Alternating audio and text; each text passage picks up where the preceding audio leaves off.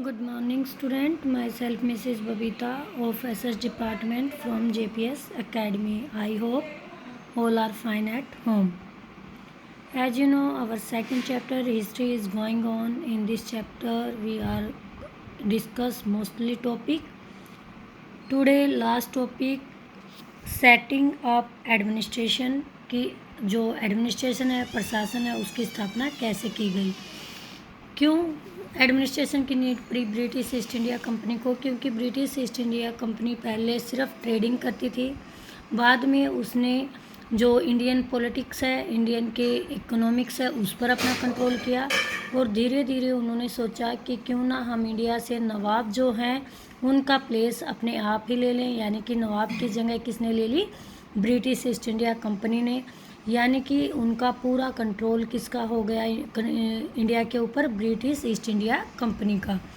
तो governor general von Hasting, ये von Hasting governor general बनकर आए कब? 1773 में, और 1785 तक इंडिया में गवर्नर जनरल रहे।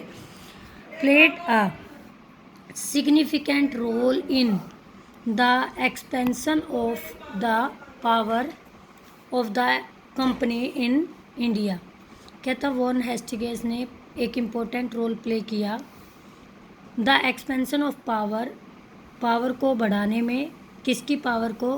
कंपनी इन इंडिया, कंपनी की पावर को इंडिया में बढ़ाने में सबसे जो महत्वपूर्ण रोल प्ले किया, इम्पोर्टेंट रोल प्ले किया, वो किसने किया? वॉन हेस्टिंग ने। He introduce several administrative reform, उसने कई जो प्रशासनिक सुधार हैं वो लेकर मतलब इंट्रोड्यूस करवाए।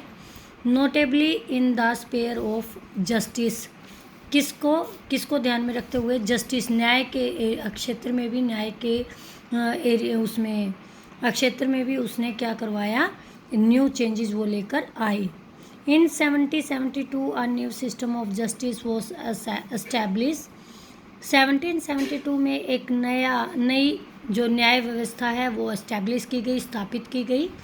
ही divided the administration into 3 presidency, उसने जो एडमिनिस्ट्रेशन है उसको 3 प्रेजिडेंसी में डिवाइड कर दिया। यानी कि 3 जो मेन हेड होंगे, 3 गवर्नर जनरल की जैसे पोजीशन एक गवर्नर जनरल की है, ऐसे 3 पोस्ट उन्होंने बनाई। नेमली एक मद्रास, एक बॉम्बे और एक बंगाल। उसने पूरी इंडिया को 3 प्रेजिडेंसी में डिवाइड कर दिया, एक मद्रास प्रेजिडेंसी, एक बॉम्बे प्रेजिडेंसी और एक Bengal presidency. The codified laws with the help of Hindu pandit and Muslim muftis and qazi in order to justice as per the prevailing India laws in India. कहता है उसने एक ऐसा लॉ बनाया विद द हेल्प ऑफ, क्योंकि देखो उन्होंने इंडिया पर रूल करना था, इंडियंस को अपनी तरफ करना था, लोगों का फेवर भी चाहिए। अगर इंडियन पब्लिक उनके अगेंस्ट हो गई तो भी इंडिया पे रूल करना उनके लिए डिफ़िकल्ट हो जाता। तो वो जो लॉ प्रिवेलिंग था उस टाइम था, उसी लॉ में को उन्होंने समझने के लिए क्या किया? किसकी हेल्प ली? हिंदुओं की, पंडितों की, क्योंकि उन्होंने न्यू रूल रेगुलेशन बनाने थे। तो वो ऐसा कोई रूल रेगुलेशन नहीं बनाना चाहते थे जो पंडितों यानी हिंदू या मुसलमानों के अगेंस्ट हो।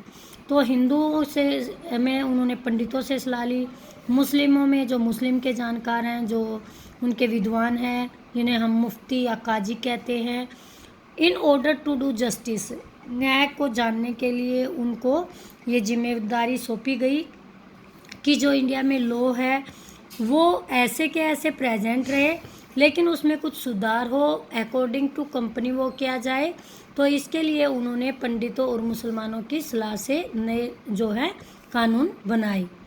ही appointed collector to collect revenue, उन्होंने कलेक्टर अपॉइंटेड किए जो रेवेन्यू कलेक्ट करते थे। आज भी आपका डिस्ट्रिक्ट कलेक्टर है, वो पूरी डिस्ट्रिक्ट का कलेक्ट करता है revenue tax and maintain law और ऑर्डर, और उसी का काम है कि वो अपने डिस्ट्रिक्ट में लॉ और ऑर्डर को मेंटेन करे। ही ऑल्सो एस्टैब्लिश कोर्ट, उन्होंने कोर्ट बनाए, स्थापित किए, सच एज क्रिमिनल कोर्ट। 2 तरह के कोर्ट हैं, जैसे आज भी हमारे एक क्रिमिनल होते हैं, एक सिविल दीवानी कोर्ट होते हैं।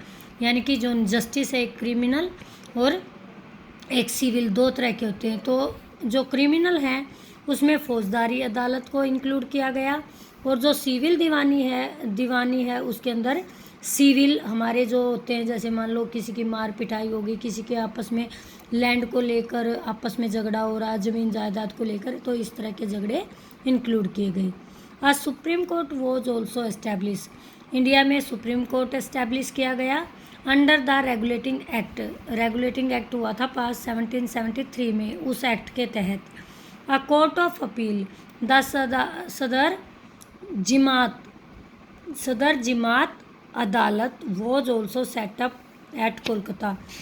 इस कोर्ट की अपील पर सदर निजामत अदालत को एस्टैब्लिश किया गया, स्थापित किया गया। कहाँ पर? कोलकाता में।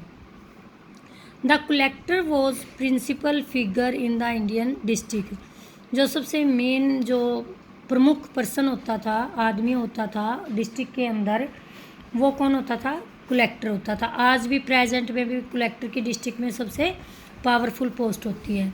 हिज मेन जॉब, उसका जो मेन जॉब कार्य था, वॉज टू कलेक्ट रेवेन्यू, वो टैक्स कलेक्ट करना, रेवेन्यू एंड टैक्स, जो आयकर है या टैक्स हैं उनको कलेक्ट करना, मेंटेन लॉ एंड ऑर्डर, और अपने डिस्ट्रिक्ट में लॉ और ऑर्डर को मेंटेन कर बनाए, यानी कानून के अनुसार शासन चलाना, ये काम किसका था?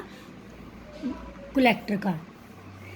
His office was called the collectorate, जो उसका कलेक्टर का जो कार्यालय था उसमें जो उसके ऑफिसर्स काम करते थे, क्योंकि अकेला तो काम नहीं कर सकता, उसकी हेल्प के लिए कुछ ऑफिसर्स अपॉइंटेड किए गए जिनको हम कलेक्टोरेट कहते थे। The collectorate become the new centre of power and patronage, जो कार्यालय था किसका? कलेक्टर का, वो सेंटर बन गया था, प्रमुख प्लेस बन गया था किसमें? जहाँ पर आपको पावर, शक्ति और संरक्षण, जहाँ पर आप अपनी जो आपको कोई भी डिफ़िकल्टी है, कोई प्रॉब्लम्स है, आप यहाँ कलेक्टर के पास जाकर डिस्कस कर सकते थे। ग्रेजुअली, धीरे से, it replace the previous holder of authority, उसने जो पहले जिनके पास अथॉरिटी, जिनको राइट था, पावर थी जिनके हाथों में, उनका प्लेस लेना स्टार्ट कर दिया। किसने? कलेक्टर ने।